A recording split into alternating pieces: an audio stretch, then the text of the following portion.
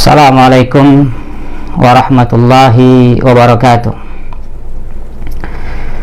Innal hamdalillah nahmaduhu wa nasta'inuhu wa nastaghfiruh wa na'udzu billahi min shururi anfusina wa min sayyiati a'malina.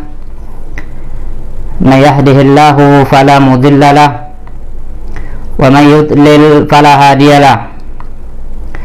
Wa asyhadu an la ilaha illallah wahdahu la syarika lah wa asyhadu anna Muhammadan abduhu wa rasuluhu la nabiyya ba'da. Ya ayyuhalladzina amanu taqullaha haqqa tuqatih wa la tamutunna illa wa antum muslimun. Ya ayyuhan nasu taqu rabbakum alladzi khalaqakum min nafsin wahidah wa khalaqa minha zawjaha وبث منهما رجالا كثيرا ونساء واتقوا الله الذي تساءلون به والأرحام إن الله كان عليكم رقيبا.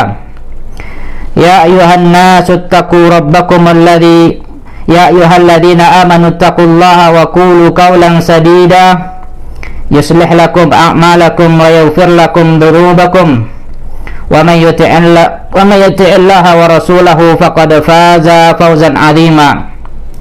أما بعد فإن أصدق الحديث كتاب الله وخير الهدي هدي محمد صلى الله عليه وسلم وشر الأمور محدثاتها فإن كل محدثة بدعة وكل بدعة ضلالة وكل ضلالة في النار.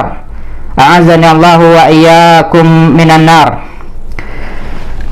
Saudara-saudaraku, para dunsana kasadonyo dimanapun dunsana berada, alhamdulillah kembali kita bersyukur kepada Allah Subhanahu wa Ta'ala yang senantiasa memberikan nikmat kepada kita sampai hari ini. Walhamdulillah, pada kesempatan sekarang ini Allah Subhanahu wa Ta'ala kembali memudahkan kepada kita untuk kembali bertatap muka secara online di grup yang kita sama-sama kita harapkan kebaikan di dalamnya. Ya, salah satu dengan cara adanya kegiatan seperti ini, pengajian yang insya Allah akan kita lakukan secara rutin sekali dalam seminggu, yaitu setiap Selasa malam. Baiklah, saudara-saudaraku yang saya muliakan dimanapun saudara berada,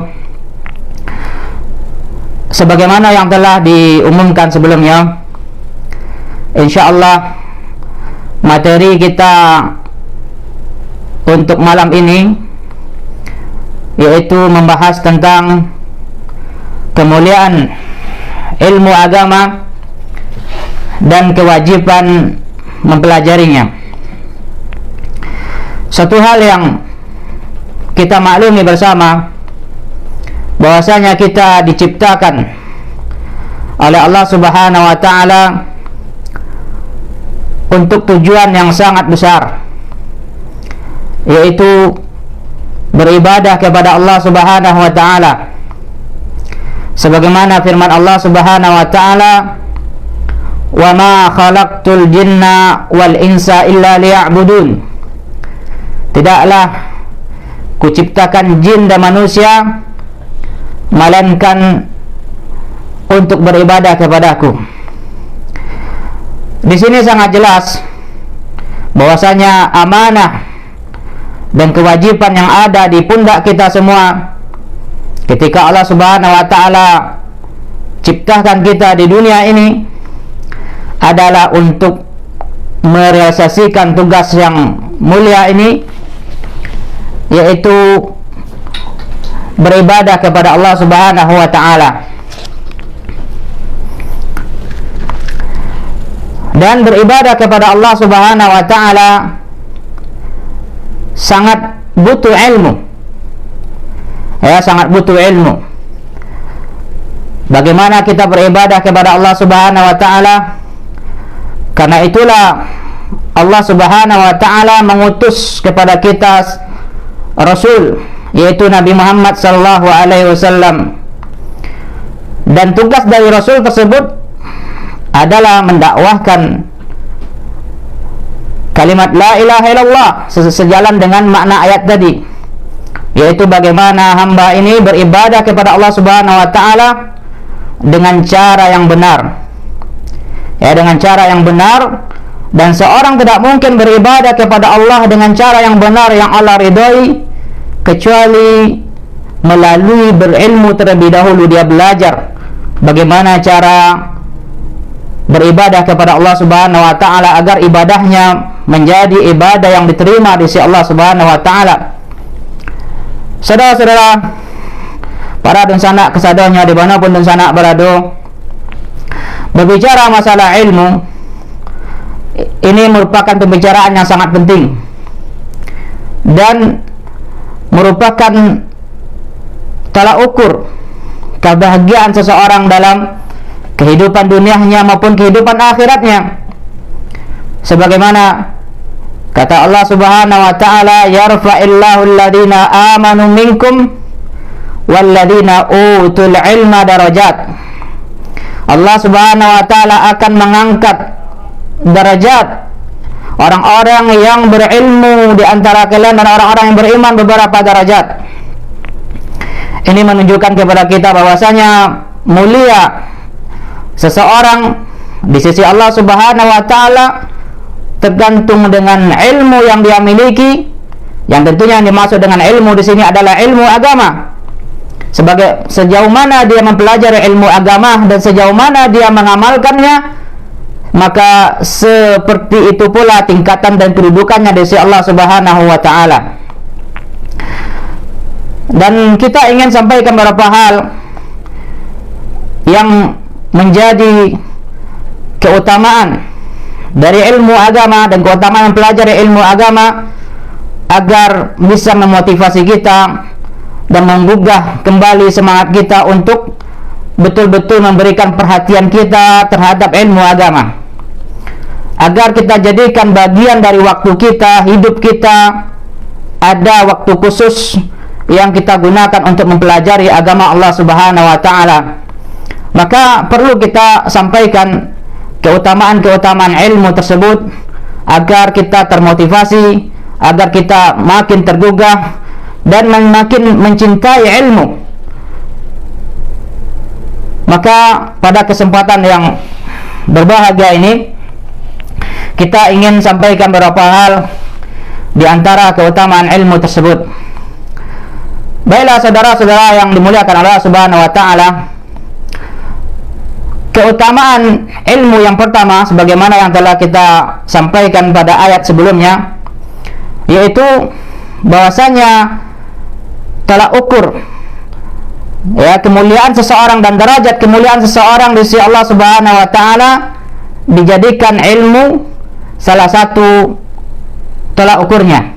Sebagaimana pada ayat tadi yang telah kita sebutkan, yarfa'illahu alladhina amanu minkum walladhina utul ilma darajat. Allah mengangkat derajat orang-orang yang beriman dan orang-orang yang berilmu beberapa derajat. Dan tentunya tidaklah sama antara orang yang berilmu dengan orang yang tidak berilmu. Sebagaimana firman Allah Subhanahu wa taala dalam ayat yang lain, la yastawil ladzina ya'lamuna wal ladzina la ya'lamun. Tidaklah sama orang yang berilmu dengan orang yang tidak berilmu. Baik. Kemudian keutamaan ilmu yang kedua adalah bahwasanya ilmu tersebut merupakan warisan para nabi. Sebagaimana dalam hadis disebutkan, fa innal ulama warathatul anbiya. Fa innal anbiya lam yuwarrithu dirhaman wala dinara wa innama warathul ilm. Faman akhadahu faqad akhadha bihadzin wafir. Sungguhnya para ulama, orang-orang yang berilmu adalah pewaris para nabi. Dan sungguhnya para nabi tersebut tidaklah mewariskan dirham dan juga tidak mewariskan dinar. Ya, dirham adalah mata uang dari perak, sementara dinar adalah mata uang dari emas. Jadi maksudnya bahwasanya para nabi tersebut tidaklah mewariskan kepada umatnya harta dan perbendaharaan dunia, akan tetapi yang diwariskannya adalah ilmu agama, ilmu bagaimana beribadah kepada Allah Subhanahu wa taala sehingga selamat jalan umatnya menuju Allah Subhanahu wa taala. Ini yang diwariskan oleh para nabi. Faman akhadahu faqad akhadha bihadzin wafir. Barang siapa yang telah mengambil ilmu tersebut, mempelajari ilmu tersebut, maka sungguh dia telah mengambil bagian yang sangat besar, bagian yang sangat berharga, ya, dari warisan para nabi. Betapa tidak, ya, yang diwarisi oleh orang-orang yang menuntut ilmu adalah para nabi, ya. Ini yang diwarisi. Sementara yang diwarisi oleh orang-orang lain adalah, ya, kalau seandainya seorang talabud dunia, pencari dunia, yang dia warisi adalah makhluk-makhluk yang belum tentu mendapatkan kemuliaan dan kedudukan di sisi Allah Subhanahu wa taala. Sementara penuntut ilmu, orang yang belajar ilmu agama adalah orang-orang yang mengumpulkan warisan yang diwariskan oleh para nabi. Kemudian saudara-saudaraku, para dunsana yang saya muliakan dimanapun dunsana berada, selanjutnya di antara keutamaan ilmu agama disebutkan juga oleh para ulama bahwasanya ilmu tersebut yabqa wal malu yafna. Bahwasanya ilmu tersebut akan kekal, manfaatnya akan tetap ada meskipun pemiliknya telah meninggal. Sementara berbeda dengan harta, harta akan fana, akan habis. Ya, tidakkah kita perhatikan bagaimana sahabat Nabi sallallahu alaihi wasallam Abu Hurairah radhiyallahu anhu, beliau telah meninggal 15 abad yang lalu. Akan tetapi hadis-hadis yang beliau riwayatkan, ilmu yang beliau wariskan kepada muridnya, kemudian oleh muridnya dilanjutkan lagi, diteruskan lagi kepada orang-orang setelahnya, sampai kepada zaman kita sekarang. Kita menikmati ilmu yang beliau riwayatkan dari Rasulullah SAW, dan pahalanya Masya Allah akan senantiasa mengalir kepada beliau Abu Hurairah radhiyallahu anhu. Sebagaimana juga kata Rasulullah SAW, "Idza matal insanu inqata'a 'amaluhu illa min thalath, shadaqatun jariyatun aw ilmun yuntafa'u bihi aw waladun salihun yad'u lahu." Apabila telah meninggal seorang anak cucu Adam, seorang manusia, maka terputuslah amalannya, kecuali 3 hal. Yang pertama, sedekah jariyah, sedekah yang diinfakkan di jalan Allah Subhanahu wa taala. Kemudian yang kedua, ilmu yang bermanfaat. Nah, inilah yang kita bahas pada saat sekarang ini, ilmu yang bermanfaat. Kemudian yang ketiga, anak yang soleh yang mendoakan orang tuanya. Maka sebaik-baik investasi, sebaik-baik tabungan yang dikumpulkan oleh orang dalam kehidupan dunia ini adalah bagaimana dia mengumpulkan ilmu, mempelajari ilmu, sehingga dia bisa mengamalkannya, kemudian dia ajarkan, sehingga ilmu tersebut pertama bermanfaat untuk dirinya sendiri, bermanfaat terhadap keluarganya dan orang-orang yang berada di bawahnya, tentunya dari istrinya, anak-anaknya, karena semua kita akan dimintai pertanggungjawaban di hadapan Allah Subhanahu wa taala. Kullukum ra'in wa kullu ra'in mas'ulun an ra'iyatihi. Setiap kalian adalah pemimpin dan setiap pemimpin akan dimintai pertanggungjawaban terhadap apa yang dia dipimpin. Maka seorang ayah akan dimintai pertanggungjawaban terhadap anak dan istrinya. Apakah dia telah membimbing anak istrinya di atas ilmu? Apakah dia telah mendidik anak-anaknya bagaimana anak-anaknya berakidah yang benar? Bagaimana anak-anaknya beribadah kepada Allah Subhanahu wa taala dengan ibadah yang benar? Bagaimana anak-anaknya dan istrinya berakhlak sebagaimana mestinya yang diajarkan oleh Allah dan Rasulnya? Nah, bagaimana jika seorang tidak belajar agama Allah Subhanahu wa taala? Kemana mau dia bawa keluarganya?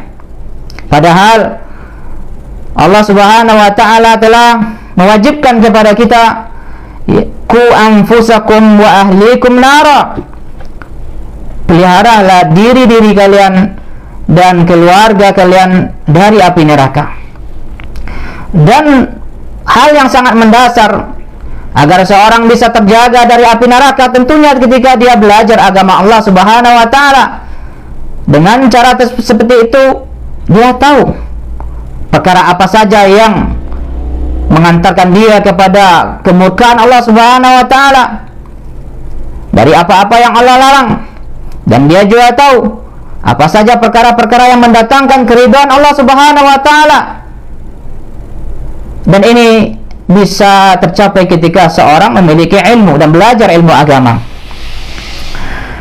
Itu faedah yang ketiga. Kita ulangi. Pertama tadi, kedudukan seseorang di sisi Allah Subhanahu wa taala ditentukan oleh ilmu dan yang dia pelajari dan dia amalkan. Semakin tinggi ilmu yang dia pelajari dan semakin dia amalkan, maka semakin tinggi kedudukannya di hadapan Allah Subhanahu wa taala. Kemudian yang kedua, ya, tadi disebutkan bahwasanya ilmu tersebut adalah warisan para nabi. Kemudian yang ketiga, ya, yang baru saja kita sebutkan, bahwasanya ilmu tersebut kekal manfaatnya, kemudian sementara harta akan sirna. Kemudian faedah yang berikutnya adalah annahu la yut'ibu sahibahu fil harasa. Bahwasanya ilmu tersebut, ya, tidak membuat capek orang yang mengumpulkannya untuk menjaganya. Ya, ketika Allah Subhanahu wa taala berikan rezeki kepada kita, diberikan kepemahaman ilmu agama, diberikan kemudahan dalam mempelajari ilmu agama, maka disimpan di dalam hati kita. Tidak butuh terhadap kunci-kunci, tidak butuh juga terhadap berangkas-berangkas untuk menyimpannya, atau tidak butuh terhadap gudang. Kenapa? Karena ilmu tersebut tersimpan dalam hati, maka tidak membuat capek orang yang mengumpulkannya. Bahkan ayyuhal ikhwah, saudara-saudaraku, ilmu tersebut malah justru akan menjaga pemiliknya, dari hal-hal yang Allah Subhanahu wa taala haramkan, dan membimbing pemiliknya terhadap perkara yang mendatangkan keridhaan Allah Subhanahu wa taala. Berbeda dengan harta tentunya, semakin banyak Allah Subhanahu wa taala berikan seorang kepada harta, semakin butuh dia terhadap penjagaan dan penyimpanan yang penyimpan hartanya tersebut. Ini faedah yang keempat. Kemudian faedah yang berikutnya, bahwasanya ilmu tersebut mempermudah seseorang jalannya menuju surga Allah Subhanahu wa taala. Sebagaimana ditunjukkan oleh hadis dari Nabi sallallahu alaihi wasallam, "Man salaka tariqan yaltamisu fihi ilman, sahalallahu bihi tariqan ilal jannah." Barang siapa yang menempuh suatu jalan yang dia pada jalan tersebut menuntut ilmu, maka Allah Subhanahu wa taala mudahkan baginya jalan menuju surga. Betapa tidak ya orang-orang yang tahu bagaimana jalan-jalan ibadah, pintu-pintu kebaikan, dan ini dia dapatkan dari ilmu yang dia pelajari. Karena segala sesuatu dalam kehidupan dunia ini kita perhatikan akan menjadi mudah ketika adanya ilmu. Begitu juga perjalanan menuju Allah, perjalanan menuju negeri akhirat, harus ada rambu-rambu yang kita jadikan pedoman. Harus ada ilmu kita tentang hal itu. Sebagai contoh, dalam urusan yang kecil saja, ketika seseorang tidak belajar dan tidak ada ilmunya, maka menjadi sulit ya urusan yang dia hadapi. Nah, tentu ya sebagai contoh bagi dunsanak-dunsanak dimanapun dunsanak berada, ya dimana dimaklumi bahwasanya seluruh warga kita, terkhusus warga Tatak Delapan, bisa dikatakan semuanya adalah pengusaha ya fotokopi. Nah, begitu terjadi kerusakan di mesinnya, ya ada tidak lancar ya mengeluarkan kertas hasil fotokopian atau tidak bagus hasilnya, itu kalau diperbaiki, kalau kita tidak ada ilmunya, jangankan bertambah baik, malah bertambah rusak ya kalau dilakukan dengan cara coba-coba. Ya, jangankan bertambah baik, malah menjadi bertambah rusak. Apalagi ketika kita melakukan ibadah perjalanan menuju akhirat, beribadah kepada Allah Subhanahu wa taala, kalau tidak ada atas ilmu, ya sungguh ya merupakan kerusakan yang akan terjadi. Bahkan boleh jadi jangankan sampai kepada Allah, tapi sampai kepada tempat yang lain, karena kita tidak belajar jalan yang diajarkan oleh Rasulullah SAW. Maka oleh karena itu, kata para ulama, bahkan sebagaimana yang disebutkan dalam hadis tadi, bahwasanya dengan belajar ilmu agama ini akan mempermudah jalan seorang menuju surga Allah Subhanahu wa taala. Yang keberapa? Yang keempat, yang kelima ya. Sekarang kita masuk kepada faedah yang keenam, bahwasanya ilmu agama tersebut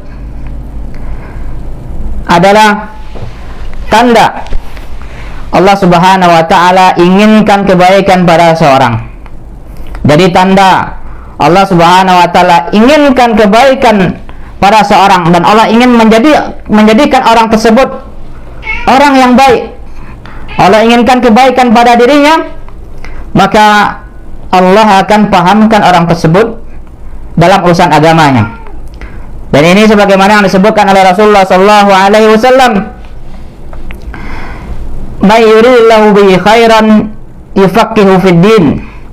Barang siapa yang Allah Subhanahu wa taala inginkan kebaikan pada dia, maka Allah pahamkan dia dalam urusan agamanya.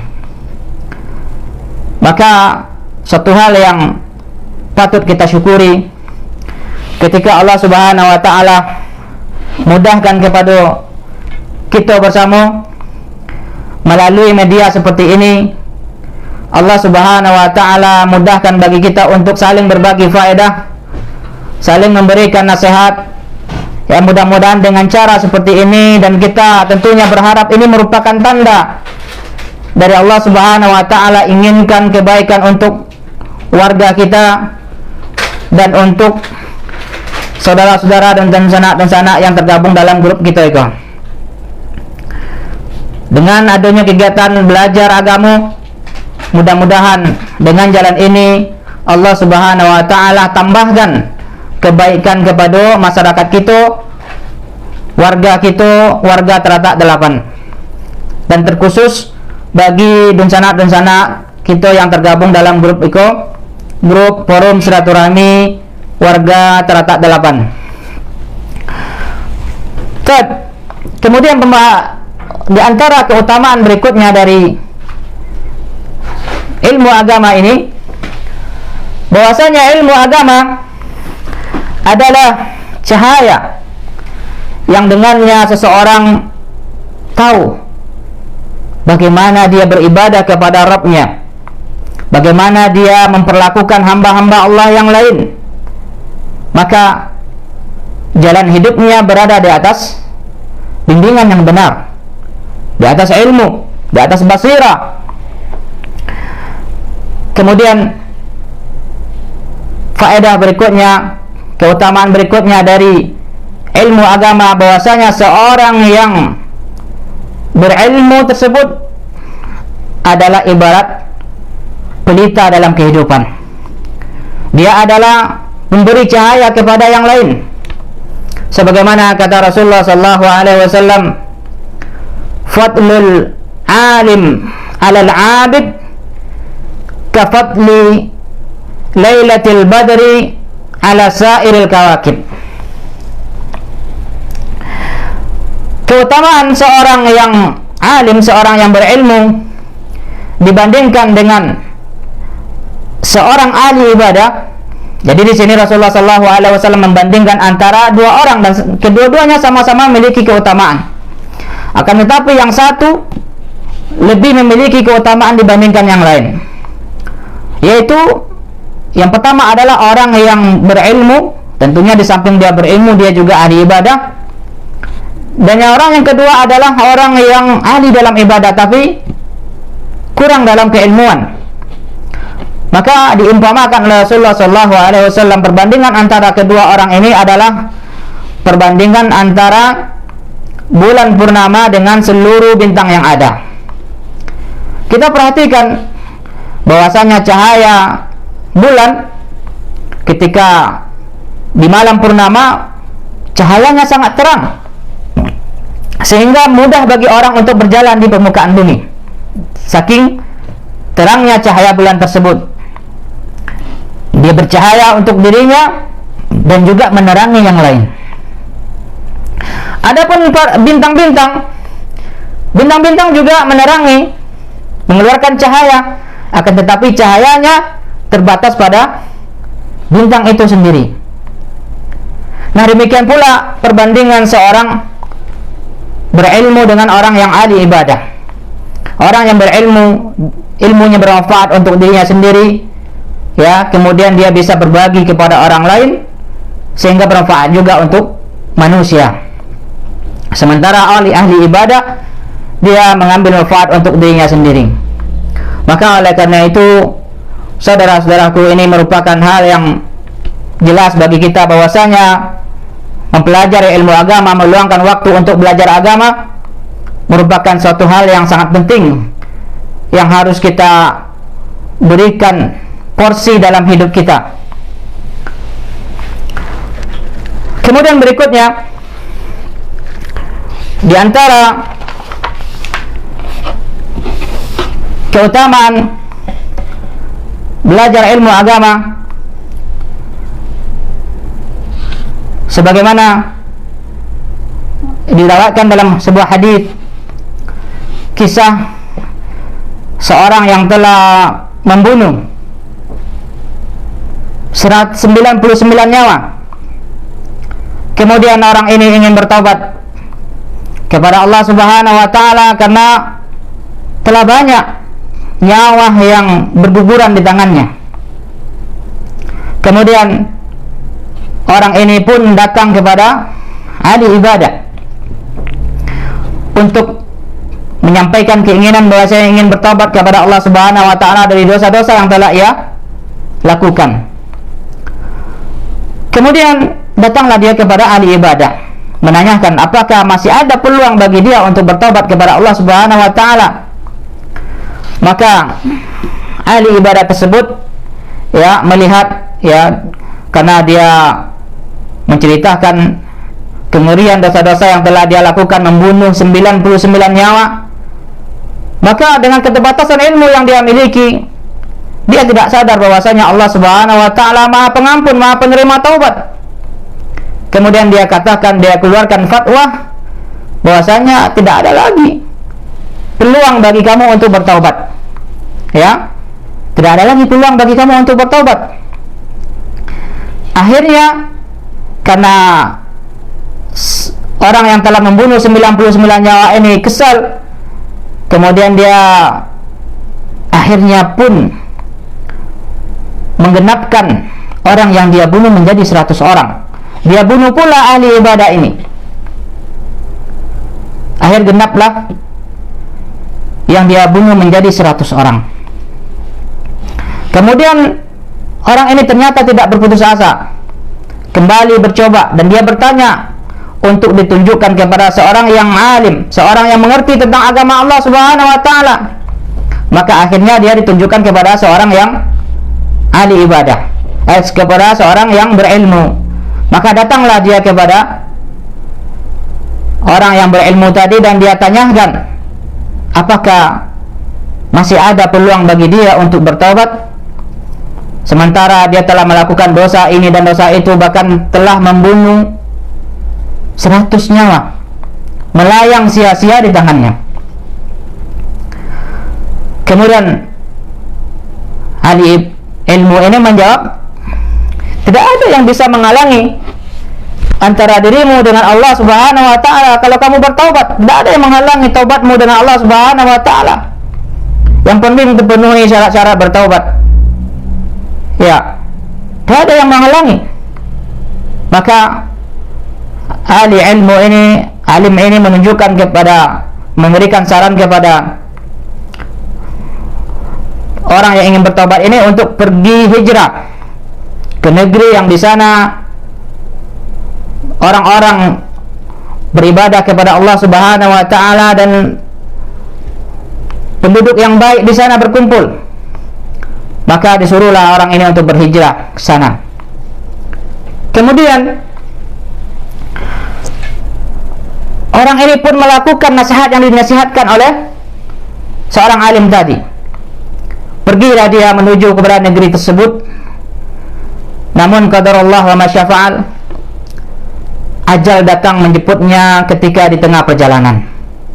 Akhirnya orang yang berniat untuk bertobat tadi, dan sementara dia belum sampai kepada negeri yang dia ingin tuju, dan ia ingin belajar di sana, beribadah di sana bersama orang-orang yang beribadah kepada Allah Subhanahu wa taala, ternyata di pertengahan jalan orang ini pun meninggal. Ajal datang kepada dia. Maka berseterulah dua malaikat, ya, malaikat yang mengurus orang-orang yang mati dalam keadaan husnul khatimah dengan orang-orang yang meninggal dalam keadaan su'ul khatimah. Mereka berseteru, ya, berdebat, ya. Salah satu di antara mereka menganggap ini adalah bagian tugas mereka. Kemudian akhir cerita bahwasanya akhirnya diutuslah oleh Allah Subhanahu wa taala malaikat yang ketiga dan diperintahkan kepada mereka untuk mengukur mana jarak yang lebih dekat antara negeri yang ingin dia tuju atau negeri yang telah dia hijrah darinya, yang dia tinggalkan, kampung halamannya. Maka ternyata tentunya dengan kehendak Allah Subhanahu wa taala, setelah dihitung ternyata jarak antara negeri yang dia tuju lebih dekat 1 jengkal daripada negeri yang dia tinggalkan. Tentunya ini bukan terjadi secara kebetulan, akan tetapi ini terjadi atas kehendak Allah Subhanahu wa taala ketika adanya ketulusan dari seorang dalam ingin bertobat kepada Allah Subhanahu wa taala.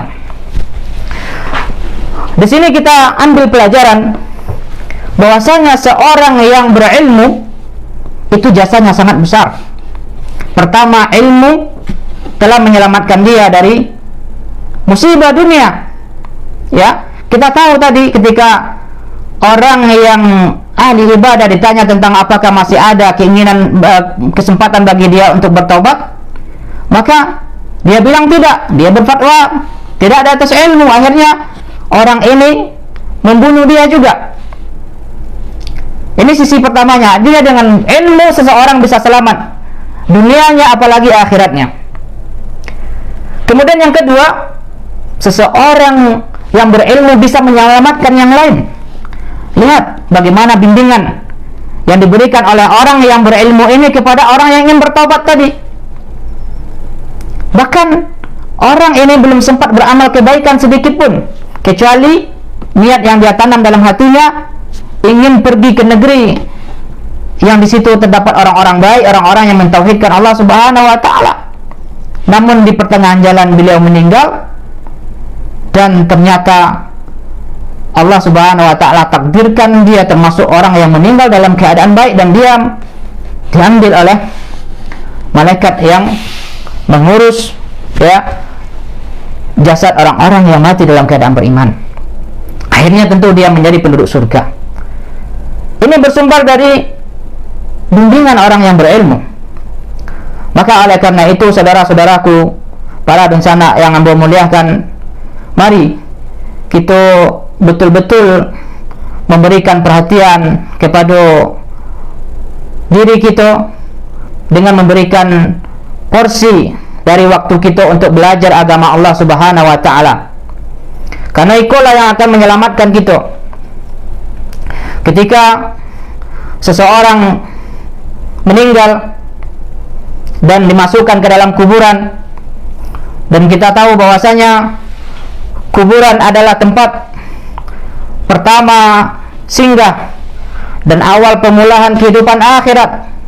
Apabila kita selamat di dalam kuburan tersebut, selamat menjawab pertanyaan malaikat kubur, maka hari-hari berikutnya pun juga akan menjadi keselamatan bagi kita.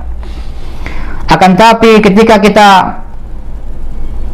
tidak berhasil menjawab pertanyaan, atau yang disebut juga dengan fitnah kubur, kita tidak berhasil menjawab pertanyaan dengan jawaban yang benar, maka hari-hari setelahnya menjadi hari yang sulit. Bahkan ketika telah ditegakkan hari kiamat, akan berlipat-lipat kesulitan tersebut. Dan pertanyaannya tak lain tak bukan adalah orang akan ditanya tentang 3 hal. Man rabbuk?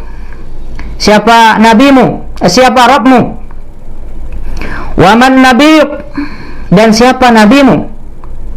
Kemudian yang ketiga, wa ma dinuk? Apa agamamu? 3 pertanyaan ini akan ditanyakan dalam kubur kita, dan ini yang akan ditanyakan pertama kali.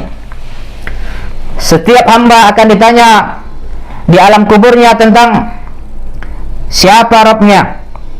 Maka seorang yang beriman akan menjawab, Rabb saya adalah Allah. Kemudian ditanya lagi, man nabiyuk? Siapa nabimu? Orang beriman akan menjawab, Nabi Muhammad sallallahu alaihi wasallam. Kemudian, wa ma dinuk? Dan apa agamamu? Dan mereka menjawab, agamaku adalah Islam. Sementara orang-orang yang tidak berislam dalam kehidupan dunianya akan menjawab, la adri, saya tidak tahu. Namun saya dulu pernah mendengarkan manusia berkata demikian-demikian, maka aku ikut-ikutan. Ya, karena dia tidak belajar. Maka hal yang 3 pertanyaan ini, dengannya kita bisa menjawab pertanyaan nanti di dalam kubur kita. Ini merupakan kewajiban yang paling pertama bagi kita untuk mempelajarinya. Kita harus belajar tentang Allah. Kita harus belajar tentang Nabi kita Muhammad sallallahu alaihi wasallam, supaya kita bisa menteladaninya dengan meniru baik itu ibadah beliau, akhlak beliau, bagaimana perjalanan dakwah yang beliau jalani. Kemudian kita juga perlu belajar tentang agama kita, yaitu Islam.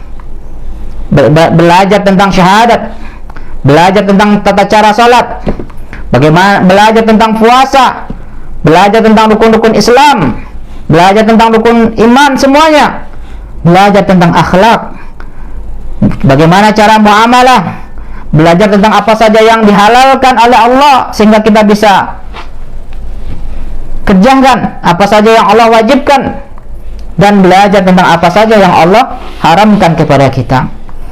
Dan ini semuanya tidak mungkin kita dapati dengan cara lain selain dari belajar agama Allah Subhanahu wa taala. Maka demikian menjadi terang bagi kita bahwasanya belajar ilmu agama merupakan kebutuhan yang sangat mendesak yang harus kita butuhi dalam kehidupan kita. Karena ini adalah bahagia atau tidak bahagianya kita tergantung dengan ilmu agama yang kita pelajari dan kita amalkan.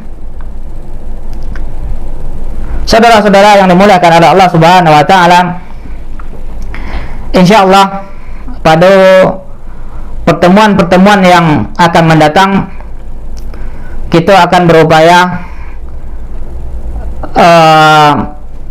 memberikan pembahasan-pembahasan yang dasar, ya, walaupun pelajaran-pelajaran ini pelajaran dasar adalah pelajaran yang sangat penting bagi kita dalam beribadah kepada Allah Subhanahu wa taala, dalam berakidah, dalam beribadah, dalam bermuamalah.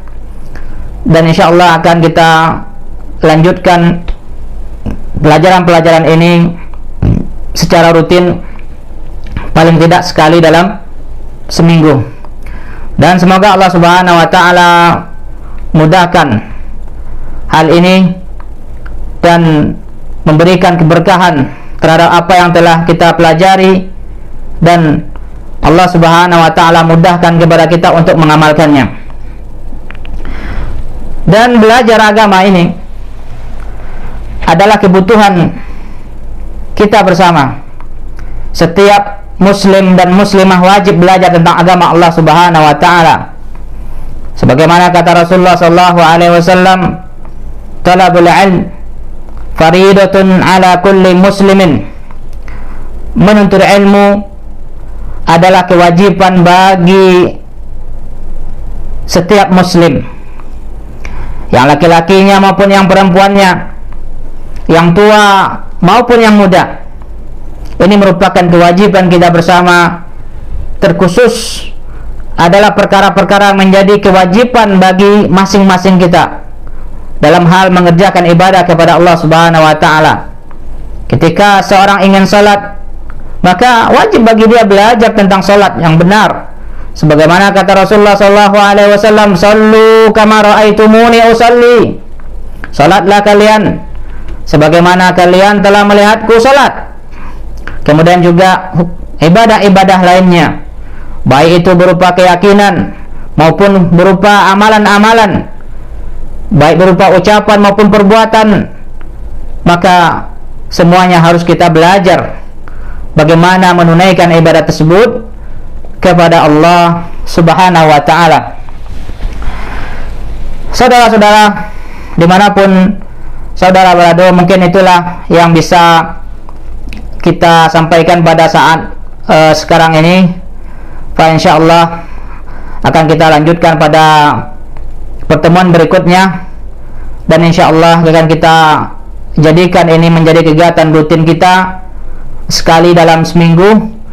Dan insyaallah waktunya setiap hari Selasa malam jam 8 atau jam 8.30. Mungkin demikian, kita tutup dengan doa kafaratul majlis. Subhanaka Allahumma wa bihamdik, asyhadu an la ilaha illa anta wa astaghfiruka wa atubu ilaik. Wassalamualaikum warahmatullahi wabarakatuh.